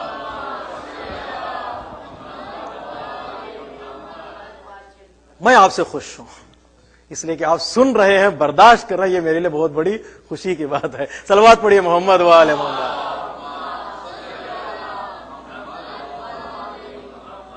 تو یہ چوتھا رابطہ ہے، وہ دنیا سے ہمارے رابطے کو ہم مضبوط کریں۔ صرف میں اشارہ کروں گا، اور حدیث کو ہم اول سے آخر تک ایک مرتبہ دہرا دیں تاکہ حدیث ہمارے ذہنوں میں محفوظ رہے۔ بعنوان حدیث زندگی، بعنوان حدیث زندگی، چھٹے امام کی طرف سے صاحبان ایمان کی خدمت میں ایک عظیم تحفہ، کہ وہ ہمارے ذہنوں میں محفوظ رہے، کہ کس طرح میں دنیا سے اپنے رابطے کو مضبوط کروں۔ امام فرماتے ہیں، پہلی چیز الرضا بالدون، دنیا میں اگر دنیا سے اپنے رابطے کو مضبوط کرنا چاہتے ہو تو جو لوگ تم سے نچلے طبقے میں ہیں دنیاوی اعتبار سے ان کو دیکھ کر خوش ہو جاؤ. جہاں بات آخرت کی آئی تو سر اٹھا کر دیکھو، بات دنیا کی آئے تو سر جھکا کر دیکھو. یہ اصول ہے جو اسلام نے بتایا ہے. بات آخرت کی نمازوں کی ہو تو سر اٹھا کر دیکھو کہ تم سے زیادہ نماز پڑھنے والے کون ہیں. اس لیے کہ سر اٹھا کر دیکھنے میں غرور پیدا نہیں ہوتا. دنیا کے مسئلے میں سر جھکا کر دیکھو کہ کوئی ایسے لوگ بھی ہیں جنہیں 2 وقت کی روٹی بھی نصیب نہیں ہے. اس لیے کہ سر جھکا کر دیکھنے سے انسان کے اندر قناعت پیدا ہوتی ہے. جہاں قناعت کی نعمت انسان کے دل میں داخل ہو جائے وہ انسان بے نیاز ہو جاتا ہے، بے نیاز ہو جاتا ہے. اس لیے کہ حرص ایک ایسی بری صفت ہے جو انسان کو مجبور بنا دیتی ہے. زیادہ کی خواہش انسان کو مجبور بنا دیتی. قرآن مجید میں صرف ایک ہی مقام پر حرص کی اجازت ہے. پتہ ہے وہ کون سا مقام ہے؟ زیادہ کی خواہش، زیادہ کی دعا. کلیو دے رہا ہوں میں آپ کو. نیکی اور ایک آیت کریمہ ہے قرآن مجید میں، علم. ماشاء اللہ، رب زدنی علما. ایک ہی مقام ہے جہاں پر آنے کے بعد نیکی بھی صحیح ہے، علم کے دریا میں ذیل میں ساری چیزیں آ جاتی ہیں. پروردگار عالم نے کہا کہ وہ رب زدنی علما. پروردگار کہہ رہا پیغمبر اسلام سے وَلَا سَوْفَ يُعْطِيكَ رَبُّكَ فَتَرْضَىٰ. میں ہر چیز تمہیں عطا کر دوں گا، اتنی چیزیں تمہیں عطا کروں گا کہ تم راضی ہو جاؤ گے. عطا کرنے والا نہیں کہہ رہا میں راضی ہو جاؤں گا، پیغمبر اسلام سے کہہ رہا پروردگار کہ تم راضی ہو جاؤ گے. وَلَا سَوْفَ يُعْطِيكَ رَبُّكَ فَتَرْضَىٰ. تم راضی ہو جاؤ گے. لیکن جہاں مقام علم آیا پروردگار عالم نے کہا قُلْ رَبِّ زِدْنِي علم. اے رسول تم بھی کہو کہ پروردگار میرے علم کو بڑھا دے. جو دین اسلام کی ابتدا ہو رہی ہے اقرا سے اور انتہا ہو رہی ہے اسما و افہم پر، اور درمیان میں علم کی دعائیں کی جا رہی ہیں، وہ اس اسلام کے ماننے والے کبھی علم سے دور نہیں ہوتے.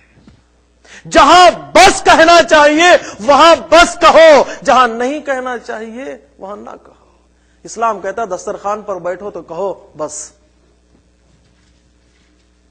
مشکل ہو جائے گی گفتگو. جی بہت کما لیا، بہت گھوم لیا، کہو ایک مرتبہ بس. اسلام کہتا ہے ایسے مقامات پر کہو بس، لیکن جہاں علم کی بات آئے مت کہو بس. اس لیے کہ جتنا علم حاصل کرتے چلے جاؤ گے اتنے ہی اہل بیت سے تمہاری قربت ہوتی چلی جائے گی.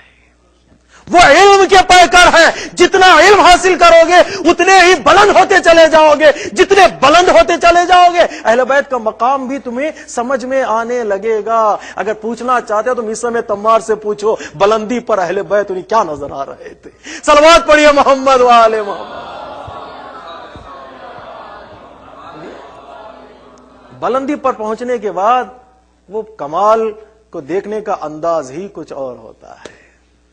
حالانکہ ان کی بلندی کتنی ہے کوئی پہنچ نہیں سکتا، کوئی جان نہیں سکتا. میں ہمیشہ یہی جملہ کہتا ہوں وہ کتنے بلند ہیں، خود بلندی کو بھی کیا پتا ہے کہ وہ کتنے بلند ہیں.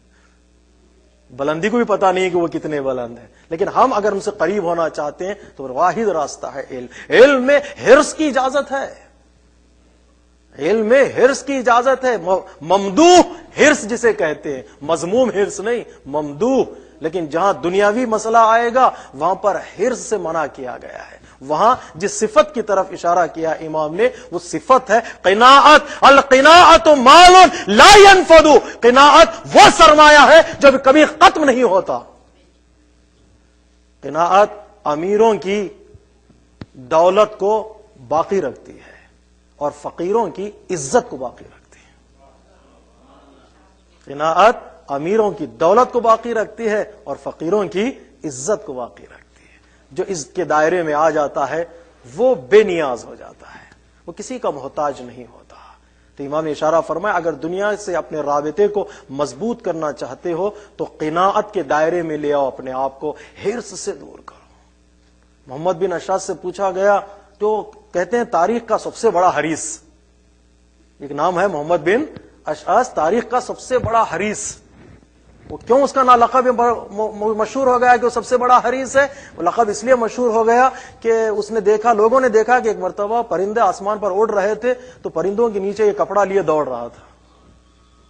لوگوں نے پوچھا کیا بات ہے کہ تم پرندوں کے نیچے کپڑا لیے کیوں دوڑ رہے ہو؟ تو محمد بن اشعث نے کہا اگر کوئی پرندہ انڈا دے تو نیچے نہ گرے. کوئی پرندہ انڈا دے تو نیچے نہ گرے، وہ میرے کپڑے میں آگے گرے تاکہ اس انڈے سے میں فائدہ اٹھا سکوں. کہتے محمد بن اشعث کو تاریخ کا سب سے بڑا حریص ہے. خود اس سے پوچھا گیا کہ کیا تجھ سے بھی بڑا کوئی حریص گزرا ہے؟ تو نے دیکھا ہے تجھ سے بھی بڑا کوئی حریص اس دنیا میں ہے؟ محمد بن اشعث نے کہا میرا دوست مجھ سے بھی بڑا حریص نکلا. کہا وہ کیسے؟ کہا میں ایک مرتبہ کپڑا لیے جا رہا تھا پرندوں کے نیچے، کوئی انڈا گرے تو میں اٹھا کے لے آؤں. تو میں رات جب گھر آیا تو میرے دوست میرا گھر آیا، دق الباب کرنے لگا. جب میں نے دروازہ کھولا تو پوچھا میرے دوست سے کیا کام ہے، کیا حکم ہے بتائیے. تو وہ میرے دوست نے کہا اے محمد بن اشعث تم نے جو انڈے وہاں سے لائے ہیں اس میں سے ایک مجھے دے دو. محمد بن اشعث نے کہا مجھ سے بھی زیادہ حریص وہ نکلا جو تصور میں بھیک مانگ رہا تھا. صلوات پڑھیے محمد والے. جو تم انڈے لے آؤ وہاں سے اس میں سے ایک مجھے دے دو. انسان کو حرص وہاں تک پہنچا دیتی ہے کہ انسان خیالات میں بھی مانگنے لگے گا، تصورات میں بھی مانگنے لگے گا. اسلام کہتا ہے، امام فرماتے ہیں اگر دنیا سے اپنے رابطے کو مضبوط کرنا چاہتے ہو الرضا بالدون، سر جھکا کر دیکھو دنیاوی امور میں، جو تم سے لوگ نیچے ہیں ان کو دیکھ کر راضی ہو جاؤ. لیکن آخرت کا مسئلہ آئے تو اپنے سے اوپر والے لوگوں کو دیکھو. میں نماز پڑھ رہا ہوں پنجگانہ تو فخر نہ کرو، ان لوگوں کو دیکھو جو مستحبی نماز پڑھتے ہیں. اس سے انسان کے اندر غرور پیدا نہیں ہوتا. کچھ اصول ہیں جس اصول کی طرف رعایت کریں گے تو ہماری زندگی اور ہمارا معاشرہ حسین معاشرہ ہو جائے گا. اسلام کا ایک اصول یہ ہے کہ دنیاوی امور میں اپنے خود سے پست لوگوں کی طرف دیکھو. شیخ سعدی کہتے ہیں جب میں گھوم رہا تھا دنیا، شیخ سعدی جو ایک مشہور شاعر ہیں، پرشین شاعر ایران کے، ان کا کام یہ تھا کہ ساری دنیا کو گھومتے تھے، جاتے تھے، حالات کو دیکھتے تھے، شعر لکھتے تھے، حالات کو دیکھتے تھے، شعر لکھتے تھے. اس لیے کہتے ہیں کہ سعدی اور حافظ دو مشہور شاعر ہیں ایران کے، دونوں میں فرق یہ ہے کہ حافظ ایک ہی شہر میں رہ گئے تو ان کے پاس سوائے ساغر ہو، مینا ہو، شراب ہو، مے کے اور کوئی الفاظ ہی نہیں ملے. شیخ سعدی نے ساری دنیا کی سیر کی اور ان کے پاس اتحاد ہو، اتفاق ہو، یگانگت ہو، ایسے الفاظ شامل ہو گئے جس الفاظ کے ذریعے سے وہ اپنی شاعری کو وسیع کر پائے.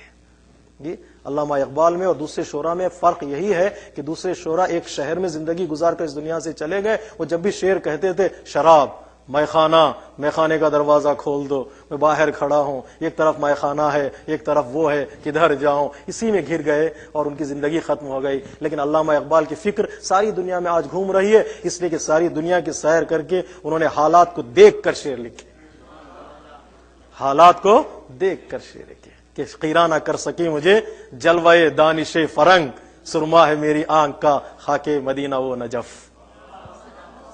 کہ فرنگ اور انگریز کی تہذیب بھی جنہیں تعجب میں نہ ڈالے اور وہ اپنے مذہب کو بچا کر ساری دنیا کی سیر کرنے کے بعد جب کوئی شعر کہتے ہیں اس شعر میں لطف بھی پایا جاتا ہے. شیخ سعدی بھی مشہور اس بات سے ہیں کہ آپ نے مشہور شعر سنا ہوگا شیخ سعدی کا، اقوام متحدہ میں بھی شاید اس شعر کو پڑھا جاتا ہے بار بار کہ بنی آدم آزائے ایک دیگرن کہ در آفرینش ز ایک گوہرن چوزوی بے درد آورد روزگار دیگر عضوہارا نمانت قرار. کہ سارے انسان ایک پیکر کی طرح ہیں، اگر پیکر میں کسی ایک عضو میں کوئی زخم لگ جاتا ہے تو دوسرے اعضاء بدن کے انہیں نیند نہیں آتی ہے. تو سارے انسان بھی ایک پیکر کی طرح ہیں، کسی ایک انسان پر ظلم ہوتا ہے تو سارے بدن کو نیند نہیں آنی چاہیے. اگر نیند آ رہی ہے تو اس کا مطلب یہ ہے کہ ہم اس کو پیکر کا حصہ نہیں سمجھتے. اگر فلسطین میں ظلم ہو رہا ہے تو ہمارے بدن کو نیند نہیں آنی چاہیے. بحرین میں ظلم ہو رہا ہے، ہمارے بدن کو نیند نہیں آنی چاہیے، پریشان ہو جانا چاہیے. پریشانی نہیں ہے اس کا مطلب یہ ہے کہ ہم ان کو اپنے پیکر کا حصہ سمجھتے نہیں. تو عضوی بے درد آورد روزگار دیگر عضو ہارا نمانت قرار، انہیں قرار نہیں ہونا چاہیے. تو شیخ سعدی کہتے ہیں میرے پاس جوتے نہیں تھے کہ میں سفر کر سکوں، لیکن میں پریشان تھا، روتا چلا جا رہا تھا بارگاہ پروردگار میں اتنا سفر کر رہا ہوں پیدل، پروردگار کیا اس شاعر کو جوتے بھی نصیب نہیں، چپل بھی نصیب نہیں. شیخ سعدی کہتے ہیں اپنے مثنوی میں ڈھونڈتا روتا چلا جا رہا تھا بارگاہ پروردگار میں تو میں ایک مسجد کے قریب پہنچا، وقت نماز، مسجد میں داخل ہونا چاہتا تھا نماز ادا کرنے کے لیے. مسجد کے دروازے پر میں نے دیکھا کہ ایک فقیر بھیک مانگ رہا تھا جس کے دونوں پیر کٹے ہوئے تھے. جب میں مسجد میں داخل ہوا تو 2 رکعت نماز میں نے اس لیے پڑھی کہ پروردگار میں جوتے نہ ہونے کی بنا پر رو رہا تھا تو میں دیکھ رہا ہوں تو اس کے پیر ہی نہیں ہے جو مسجد کے سائے میں بیٹھا ہوا ہے. کہ پروردگار تیرا شکر ہے کہ تو نے مجھے پیر دیے ہیں. میرے عزیزو، نعمتوں کی قدر اس وقت ہوتی ہے جب نعمت چھننے لگتی ہے۔ اسلام یہ کہتا ہے نعمت کے چھن جانے سے پہلے نعمتوں کی قدر کرنا سیکھ لو۔ صلوات پڑھیے محمد و آل محمد۔ اگر دنیا سے اپنے رابطے کو مضبوط کرنا چاہتے ہو تو قناعت کے دائرے میں لے آؤ، سر جھکا کر دوسروں کو دیکھو تاکہ ان کی زندگی ہمارے لیے ایک سبق بن جائے۔ الرضا بالدون، راضی ہو جاؤ نیچے دیکھ کر، پہلا ذریعہ، اور دوسرا ذریعہ الایثار بالموجود، جو تمہارے پاس ہے۔ کل کی مجلس ہم نے اشارہ کیا، میں دہراؤں گا نہیں، جو تمہارے پاس ہے، جتنا تمہارے پاس ہے اسے راہ خدا میں خرچ کرنا سیکھو۔ وَتَرْكُ طَلَبِ الْمَفْقُودِ، جس تک تمہارے ہاتھ نہیں پہنچ سکتے وہاں تک کوشش نہ کرو پہنچنے کی، اس لیے کہ رزق کی دو قسمیں ہیں، ایک رزق وہ ہے جسے تم ڈھونڈتے ہو، ایک رزق وہ ہے جو تمہیں ڈھونڈتا ہے۔ جس رزق تم ڈھونڈ رہے ہو اس تک تم پہنچو یا نہ پہنچو اس کی کوئی ضمانت نہیں ہے، ایک رزق ہے جو تمہیں ڈھونڈ رہا ہے، وہ تم تک ضرور پہنچ کے رہے گا۔ وہ ترک و طلب المفقود، جو تمہارے پاس نہیں ہے، تمہارے ہاتھ نہیں پہنچ سکتے، وہاں تک کوشش نہ کرو، اس لیے کہ تمہاری زندگی، تمہاری حیات مختصر ہے، اس زندگی کا سفر طویل ہے، وہ پہنچ نہیں سکتا انسان، اور اسی کوشش میں انسان کہیں ایسا نہ ہو جائے کہ اپنی زندگی برباد کر دے۔ وہ بغض الکثرہ، اور کثرت کی خواہش میں اپنی زندگی نہ گزارو، اس لیے کہ کثرت کی خواہش میں اپنی زندگی گزارنے کی کوشش کرو گے تو آہستہ آہستہ زندگی ختم ہو جائے گی، وہ کثرت تمہیں ملنے والی نہیں ہے۔ دنیا رکھی گئی ہے، دنیا کی بنیاد نقصان پر، کمال پر نہیں۔ جنت میں کیا ملتا ہے سوچ کر آدمی پریشان ہو جاتا ہے۔ وہاں کیا ملے گا، کبھی خوش بھی ہو جاتا ہے، کبھی پریشان۔ وہاں کیا ملتا ہے، یقین ہے، قرآن کی آیتیں پڑھتا ہے لیکن مرنے کے لیے تیار نہیں ہے۔ جنت میں کیا ملے گا سب کو پتا ہے نا، لیکن پھر بھی مرنے کے لیے انسان تیار نہیں ہوتا۔ کیوں؟ اس لیے کہ زندگی سے انسان بہت دوستی رکھتا ہے، بہت پسند کرتا ہے اپنی زندگی، مرنے کے لیے تیار نہیں ہے۔ کیا ملے گا کثرت جنت میں، حوریں ملیں گی، نہریں، باغات۔ انسان سوچتا ہے کیا ملے گا، اگر سوچے گا، سوچنا چاہیے، لیکن کیا ملے گا اگر سوچے گا، اس دنیا میں سکون ملنے والا نہیں ہے۔ دنیا نقصان کی بنیاد ہے، دنیا کی نقصان ہے، کمال نہیں ہے، نقص ہے، عیب ہے۔ یہاں ہر چیز، جو چیز بھی دیکھو وہاں عیب پایا جاتا ہے، کہیں کمال آپ کو نظر نہیں آئے گا، لیکن آخرت کی بنیاد ہے کمال پر، وہاں نقص کوئی نظر نہیں آئے گا، وہاں کوئی نقص نظر نہیں آئے گا۔ دنیا نقصان ہے، دنیا کی بنیاد۔ کیا ملتا ہے جنت میں، سوچو گے تو پریشان ہو جائے گے۔ استاد کہتے ہیں کیا ملتا ہے سوچو، لیکن اس کے ساتھ یہ بھی سوچو جنت میں کیا نہیں ہے۔ ہے کوئی چیز ایسی جنت میں نہیں ہے؟ سب جنت میں سب کی چیزیں ہونی چاہیے، ورنہ جنت کا مزہ ہی کیا ہے جی۔ جنت میں کیا نہیں ہے؟ قرآن کہہ رہا ہے کچھ اس طرح بھی سوچو کہ جنت میں کیا نہیں ہے، اور ان چیزوں سے اپنی زندگی کو پاک کر لو، تمہاری زندگی خود جنت بن جائے گی۔ کہ جنت میں کیا نہیں ہے، قرآن مجید کیا ہے کریمہ اٹھا کر دیکھیے، پروردگار کہتا ہے لا يسمعون فيها لغوا ولا كذابا، جنت میں جھوٹ نہیں، جنت میں بےہودگی نہیں، جنت میں حسد نہیں ہے، جنت میں جھگڑے نہیں ہیں۔ اپنی زندگی کو حسد و کینہ و جھوٹ و جھگڑے سے پاک کر دو، جنت میں جانا نہیں ہے، گھر خود ایک جنت کا نمونہ بن جائے، گھر خود جنت کا نمونہ بن جائے۔ کیا ملے گا سوچو گے تو پریشان ہو جائے۔ دیکھو کیا نہیں ہے جی، کیا نہیں ہے، موانع کو ہٹانے کی کوشش کرو، جو چیز تم سے بچ جاتی ہے وہ چیز تمہارے لیے حسین ہے، گھر ہی خوبصورت بن جائے گا۔ جس گھر میں جھوٹ نہیں ہے وہ گھر ہی جنت کا نمونہ ہے، وہ گھر ہی جنت کا نمونہ ہے۔ جس گھر میں حسد نہیں وہ گھر ہی جنت کا نمونہ ہے، جس معاشرے میں حسد نہیں وہ معاشرہ ہی جنت کا نمونہ ہے۔ دشت کربلا میں کربلا کی زمین کو کیوں کہا جاتا ہے کہ یہ جنت کا ایک ٹکڑا ہے؟ آپ کو معلوم ہے روایتیں ہیں کربلا کی زمین جنت کا ایک ٹکڑا ہے۔ قیامت کے دن اس کربلا کی زمین کو اتنا بلند کیا جائے گا، جنت کی زمین سے جوڑ دیا جائے گا۔ جنت کی جو شہدائے کربلا میں دفن ہے، ان کا مقام اتنا بلند ہے کہ قیامت کے دن جنت کربلا کی زمین کو بلند کر کے جنت سے جوڑ دیا جائے گا۔ کربلا کی زمین جنت سے ہٹ کر نہیں ہے، کیوں؟ اس لیے کہ اس دشت میں نہ جھوٹ نظر آتا ہے، نہ حسد نظر آتا ہے، نہ بےہودگی ہے، نہ لڑائیاں ہیں، نہ جھگڑے ہیں، 72 حسین پھولوں کا حسین نے ولایت کے دھاگے میں باندھ کر ایک گلدستہ تیار کر دیا، خوبصورت گلدستہ تیار کر دیا۔ کربلا جنت کا ایک نمونہ بن گیا۔ تو یہ دنیا کو ہم اگر خوبصورت بنانا چاہتے کربلا کی پیروی کریں، اپنی دنیا کو اس حسین گلدستے کے قریب لے آئیں، ہماری زندگی بھی گلدستہ ہو جائے گی۔ یہ نہیں کہ سب کا رنگ ایک تھا، حبیب کی صلاحیت کچھ اور تھی، حور کی صلاحیت ہی کچھ اور تھی، جون کی صلاحیت ہی کچھ اور تھی، لیکن سارے پھولوں کو ایک دھاگے میں باندھ دیا امام نے۔ اس دھاگے کا نام ہے ولایت، اس دھاگے کا نام ہے امامت۔ معاشرے میں لوگ الگ الگ نظریات کے ہوتے ہیں، الگ الگ فکروں کے ہوتے ہیں، الگ الگ ان کی عقلیں ہوتی ہیں، وہ سوچتے الگ ہیں، وہ بیان کچھ الگ کرتے ہیں۔ اسلام کا مطلب یہ نہیں کہ اپنی فکر کو قتل کر دیں، اپنی سوچ کو قتل کر دیں، نہیں، سوچ کو باقی رکھیں، لیکن کہیں ایک جگہ ایسی ہو جہاں پر سب لوگ جمع ہو جائیں، اس مقام کا نام ہے مقام ولایت۔ سارے لوگ آئیں، وہاں پر انانیت کو قربان کریں۔ جہاں بات ولایت کی ہو وہاں انانیت ختم ہو جائے، جہاں بات ولایت کی ہو وہاں نفس قربان ہو جائے۔ خوبصورت بنا سکتے ہیں ہم اس دنیا کو، جنت کا نمونہ بنا سکتے ہیں اگر ہم لوگ قناعت کے دائرے میں آ جائیں، حرص سے دور ہو جائیں، ترک و طلب المفقود، جہاں تک ہمارا ہاتھ نہیں پہنچ سکتا وہاں تک پہنچنے کی کوشش نہ کریں، وہ بغض الکثرہ، کثرت کی خواہش نہ کریں، وہ اختیار الزہد، دنیا میں رہیں لیکن دنیا کے نہ ہو جائیں، دنیا میں رہے دنیا کے نہ ہو جائے، دنیا کو بطور وسیلہ استعمال کریں، دنیا کو بطور ہدف استعمال نہ کریں۔ دنیا ہدف نہیں ہے، دنیا وسیلہ ہے آخرت تک پہنچنے کے لیے۔ آخرت ہمارا ہدف ہے، دنیا ہمارا ہدف نہیں ہے، ایک وسیلہ ہے۔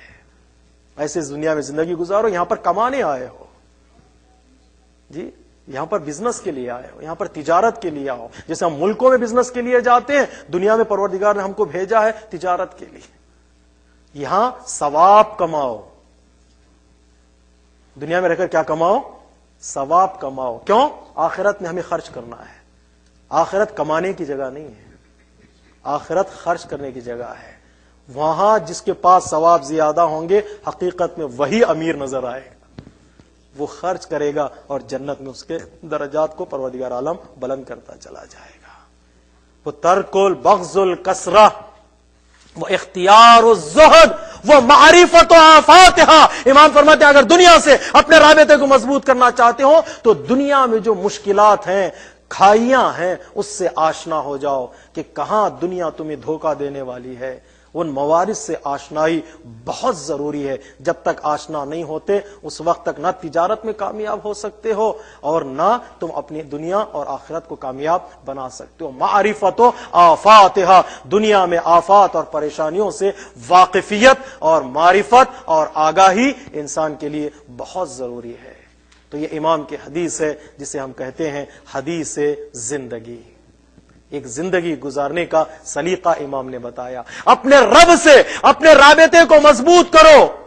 کس طرح میں مضبوط کروں اپنے رب سے اپنے رابطے کو؟ اس کے حقوق کو ادا کروں، اس کے حدوں کا خیال کروں، مصیبتوں پر صبر کروں، نعمتوں پر شکریہ ادا کروں اور راضی و رضائے قدر الہی رہوں، اور اسی طرح میرے دل کے اندر شوق پیدا ہو، میں اس تک پہنچنے کی کوشش کروں۔ دوسرا رابطہ میرے نفس سے ہے، کس طرح میں اپنے نفس سے اپنے رابطے کو برقرار رکھ سکوں؟ نفس سے ڈروں اور نفس کے ساتھ جہاد کروں۔ دیکھوں نفس جہاں پر مجھے برائیوں کی طرف بلا رہا ہے اس کی خواہشات کو میں باندھ کر رکھوں، اسے فقیر بنا دوں اور طلب صدق اور سچائی کے ساتھ برخورد کروں اور اخلاص کے ساتھ، تاکہ میرا نفس میرے کنٹرول میں رہے، میں نفس کے کنٹرول میں نہ چلا جاؤں۔ تیسرا، مومنین کے ساتھ اپنے رابطے کو مضبوط کرو۔ مولا کس طرح مومنین کے ساتھ اپنے رابطے کو مضبوط کریں؟ امام فرماتے ہیں صبر کے ذریعے، عفو کے ذریعے، تواضع کے ذریعے، سخاوت کے ذریعے، دوستی بڑھانے کے ذریعے سے تم اپنے رابطے کو مضبوط کرو، تاکہ آہستہ آہستہ تمہارا معاشرے میں رابطہ مضبوط ہو اور محبت عام ہو جائے۔ مولا کس طرح اپنے دنیا سے ہم اپنے رابطے کو مضبوط کریں؟ قناعت کو اپناؤ، حرص کو چھوڑ دو، شہوتوں سے دور ہو جاؤ، معرفت حاصل کرو مصائب اور پریشانیوں سے، تاکہ تم دنیا سے اپنے رابطے کو مضبوط کر سکو گے۔ یہ حدیث زندگی ہے جسے چھٹے امام جعفر صادق علیہ الصلوۃ والسلام۔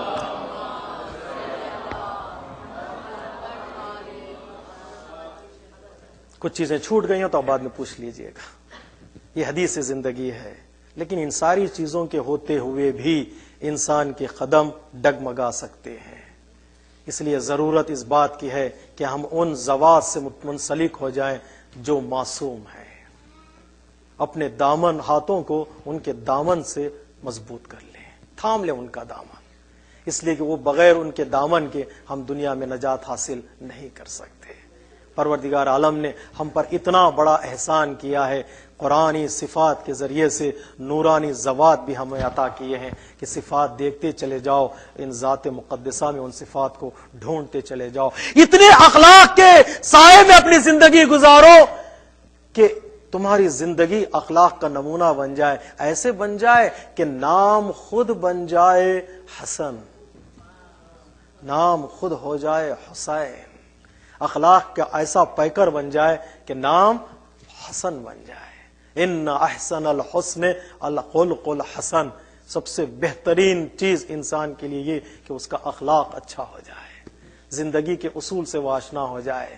پیغمبر اسلام کی سیرت کو دو حصوں میں اگر تقسیم کیا جائے تو ایک سیرت کا نام ہے حسن اور دوسری سیرت کا نام ہے حسین۔ پیغمبر کی صلح زندگی صلح کا نمونہ ہے حسن، پیغمبر کی جہاد کا نمونہ ہے حسین۔ پیغمبر کے مکے کی زندگی کا نام ہے حسن، پیغمبر کے مدینے کی زندگی کا نام ہے حسین۔ پیغمبر کی دو زندگیاں اگر ہم تفسیر کریں، اس لیے پیغمبر اسلام نے فرمایا الحسن والحسین امامان قاما او قعدا، حسن و حسین دونوں امام ہیں، چاہے وہ بیٹھ جائیں چاہے وہ قیام کریں، چاہے وہ صلح کریں تب بھی امام، چاہے وہ جنگ کریں تب بھی امام ہے۔ پیغمبر اسلام کی زندگی کو معاشرے میں آپ کی سیرت کو پھیلایا ان دو نواسوں نے، بلکہ دو بیٹوں نے، کہ پیغمبر کی زندگی کسے کہتے ہیں۔ اللہ اکبر! پیغمبر کا حسن اگر کوئی لوگ دیکھنا چاہتے تھے تو مولا حسن کے چہرے کو دیکھ لیا کرتے تھے۔ آج مسلمان فخر کرتے ہیں کہ ہمارے پاس پیغمبر کا کوئی خطبہ موجود ہے، کوئی جملہ موجود ہے، کوئی حدیث موجود ہے، لیکن اس زمانے کے مسلمانوں کے کیا ہو گیا تھا کہ پیغمبر کی شباہت پیغمبر کے نواسے میں دیکھ رہے تھے، لیکن اس کے ہاتھوں پر بیعت کرنے کے لیے تیار نہیں تھے۔ کیا امام حسن جیسی شخصیت ایسی ہے کہ لوگ آپ کو زہر دے دیں؟ تنہا ترین امام، تنہائی جو سب سے بڑی مصیبت ہے، اس تنہائی کی مصیبت کو برداشت کرنے والا میرا امام ہے۔ گھر کے باہر تنہا، گھر کے اندر جب آتے تھے تو آپ کی تنہائی کی مثال لوگ دیتے ہیں کہ خود زوجہ جس گھر میں شوہر کو زہر دے دے تو اندازہ لگائیے کہ وہ امام ہمارا کتنا تنہا تھا، جس نے شہزادی کے مصائب کو اپنے آنکھوں سے دیکھا تھا، پیغمبر اسلام کو اس دنیا سے جاتے اپنے آنکھوں سے دیکھا تھا، اسلام کی تاریخ کو جس نے اپنے آنکھوں سے دیکھا تھا، اس امام کو ظالموں نے زہر دیا۔ کہاں سے زہر منگوایا تھا؟ روایت میں ہے کہ معاویہ نے روم سے یہ زہر منگوایا تھا، یہ کہہ کر ایسا زہر لایا جائے جس زہر کے ذریعے سے مجتبی کا بدن ٹکڑے ٹکڑے ہو جائے۔ زہر روم سے منگایا گیا، امام کو زہر دیا گیا، امام کے جگر کے 72 ٹکڑے تشت میں گرے۔ امام حسین دیکھ رہے تھے، مولا عباس دیکھ رہے تھے، زینب کبریٰ دیکھ رہی تھی کہ امام کے بدن کے 72 ٹکڑے تشت میں گرے۔ کوئی بیان کر سکتا ہے ان کی مصیبت کو کیا ہے؟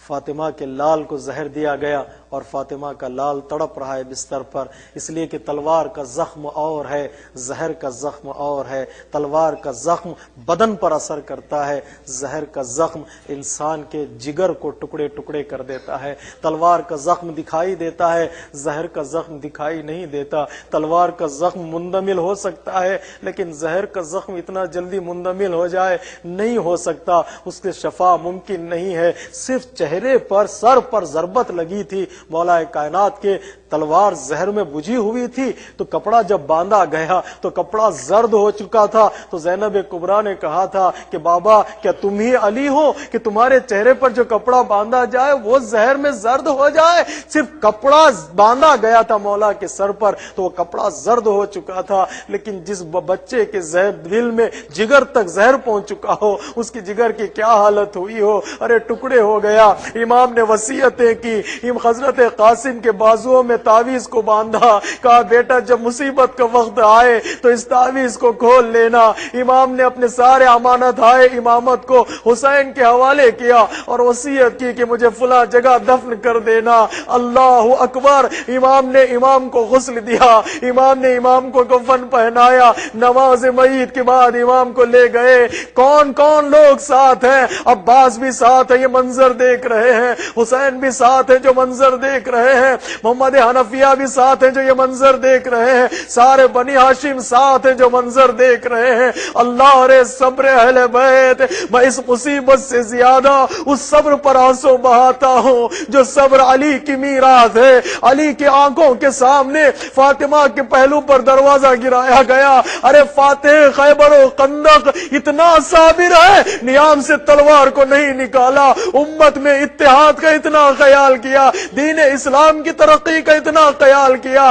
ارے پسلیاں ٹوٹ گئی، محسن شہید ہو گئے، امام نے تلوار نیام سے نہیں نکالی. وہی صبر بچوں کو میراث میں ملا تھا. حسین کو صبر میراث میں ملا تھا. عباس کو صبر میراث میں ملا تھا. اپنے کندھوں پر بھائی کا لاش جنازہ لے کر جا رہے ہیں. ارے ظالموں نے اتنے تیر چلائے، امام کا بدن زخمی ہو گیا، کفن خون سے بھر گیا. عباس نے نیام سے تلوار نکالی. حسین نے کہا بھیا رک جاؤ، ہماری خاطر قوم میں خون نہ بہے. اللہ اکبر. جب حسن کو واپس حسین گھر لے آئے تاکہ پھر کفن کو بدلا جائے، اس لیے کہ کفن خونین ہو چکا تھا. جب جنازے کو زینب نے آتا دیکھا، کہا سجدے میں سر کو رکھا پروردگار. ارے یہ کیا ہو؟ ارے کس نے تیر چلائے؟ کس نے میرے بھائی کے بدن کو زخمی کر دیا؟ میں کہوں گا شہزادی ابھی کچھ تیر تم نے دیکھے تھے، اتنے پریشان ہو گئی. اور فاطمہ کا دوسرا لال دشت کربلا میں جب ذوالجنا سے زمین پر آئے گا تو اس کا لاشا نہ سینے اسب پر ہوگا نہ زمین کربلا پر، ارے تیروں پر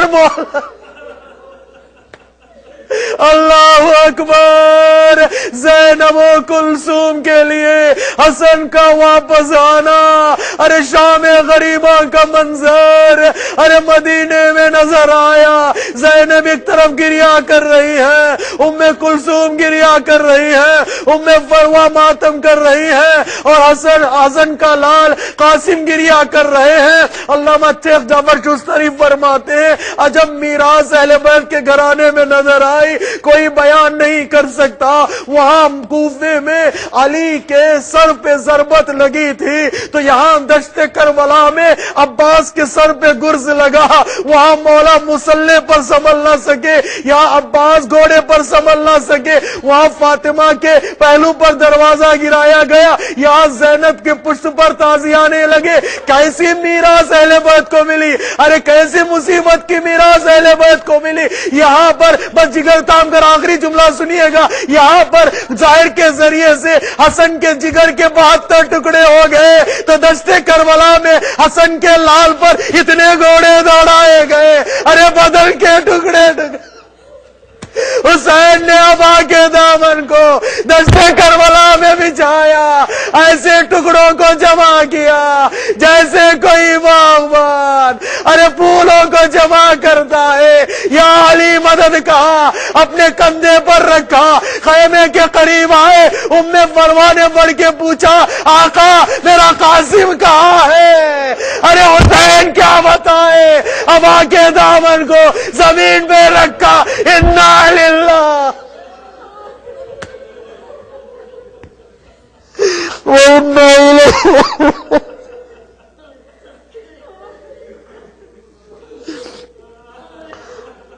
أَلَا لَعْنَةُ اللَّهِ عَلَى الْقَوْمِ الظَّالِمِينَ. سيعلم الذين ظلموا أي منقلب ينقلبون. السلام عليك يا أبا عبد الله وعلى الأرواح التي حلت بفنائك. عليك مني سلام الله أبدا ما بقيت وبقي الليل والنهار، ولا جعله الله آخر العهد مني لزيارتكم. السلام على الحسين وعلى علي بن الحسين وعلى أولاد الحسين وعلى صحاب الحسين. التماس ایک مرتبہ سورہ ہم کی تلاوت فرما کر محمد علی نقوی ابن اسد اللہ نقوی، ہمایون علی بیگ، بشیر النساء بیگم، سید نور الحسن اور جملہ مومنین مومنات کے ارواح کی سال فرما.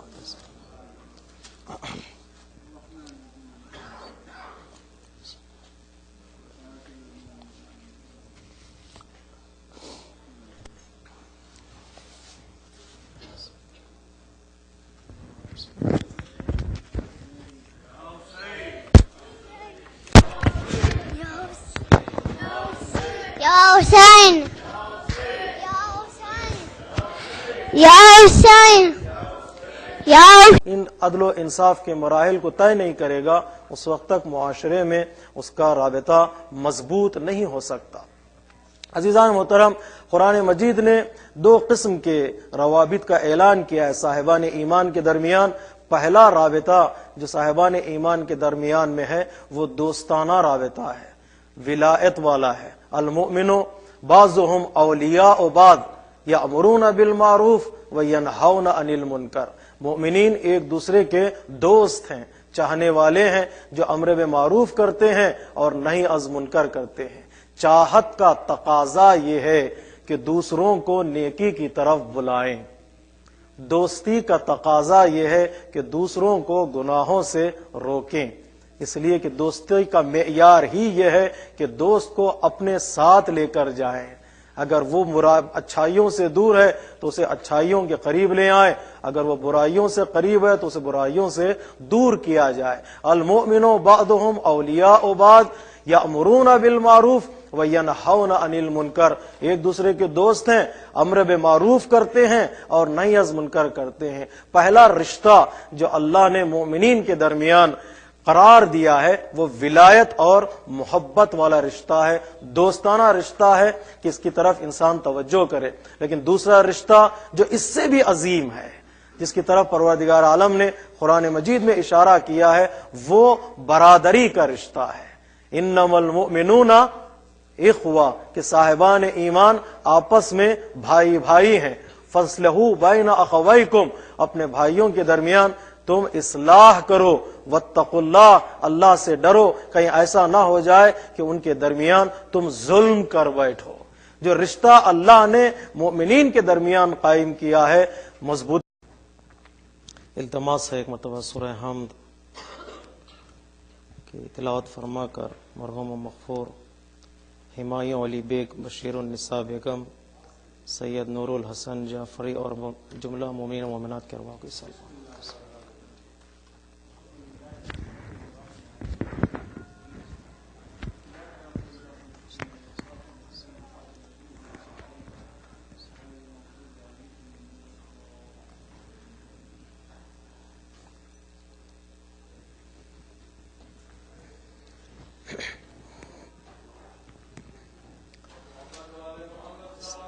اللهم صل على محمد. لا حول ولا قوة إلا بالله العلي العظيم. أعوذ بالله من الشيطان الرجيم. بسم الله الرحمن الرحيم. الحمد لله الذي هدانا لهذا وما كنا لنهتدي لولا أن هدانا الله. لقد جاءت رسل ربنا بالحق. ثم الصلاة والسلام على سيد الأنبياء والمرسلين خاتم النبيين حبیب الہ العالمین سیدنا و مولانا بالقاسم محمد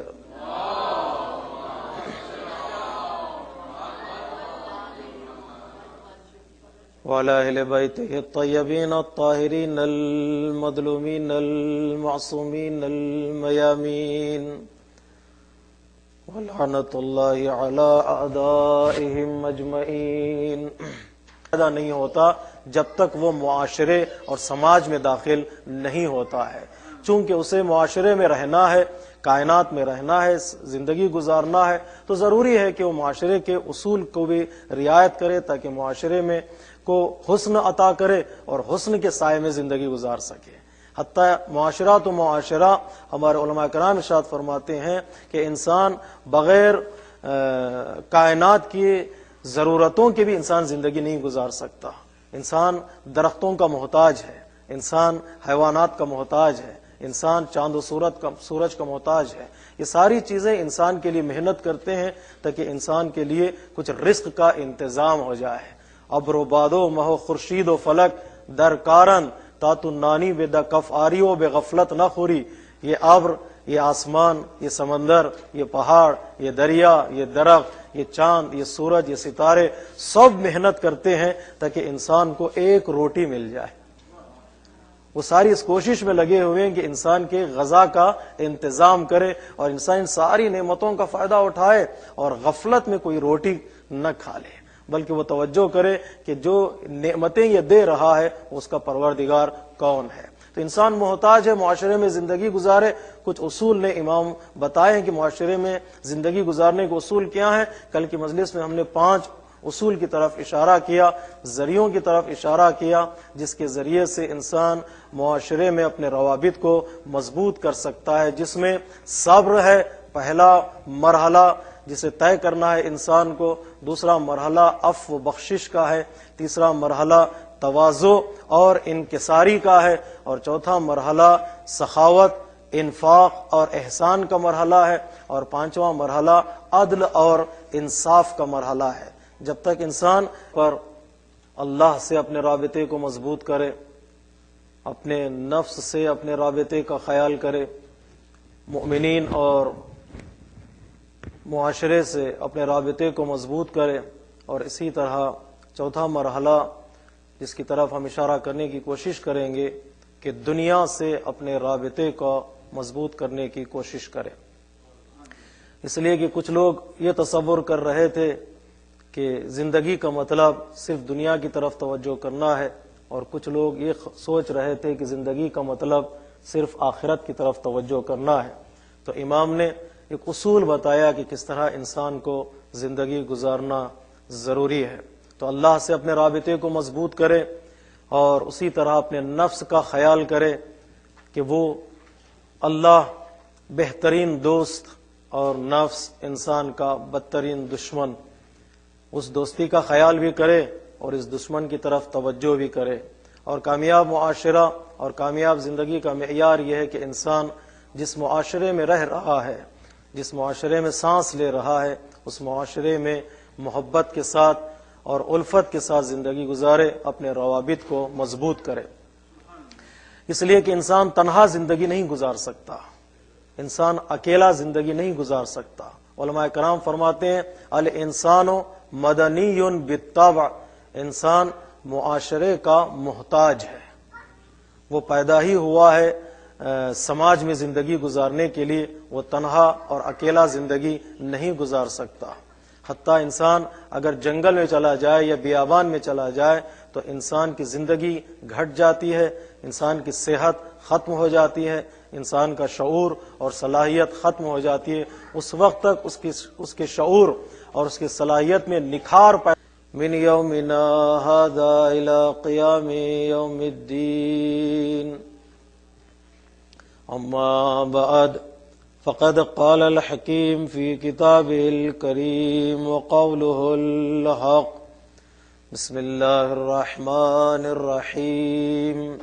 إنما المؤمنون الذين إذا ذكر الله وجلت قلوبهم وإذا تليت عليهم آياته زادتهم إيمانا وعلى ربهم يتوكلون الذين يقيمون الصلاة ومما رزقناهم ينفقون أولئك هم المؤمنون حقا لهم درجات عند ربهم ومغفرة ورزق کریم. صلوات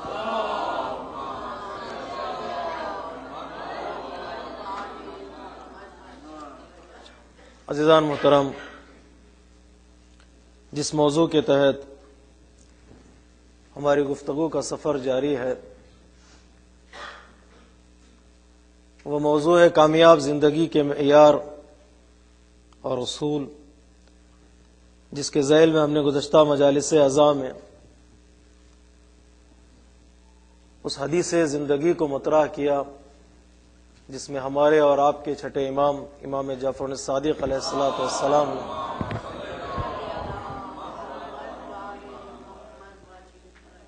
ایک مومنانہ معاشرے اور مومنانہ زندگی کے اصول آپ نے بتائے ہیں کہ در حقیقت آپ نے زندگی کو رابطے اور کنیکشن کا نام دیا ہے کہ کامیاب زندگی وہ ہے جس میں انسان اپنے روابط کو مضبوط کرے، خصوصی طور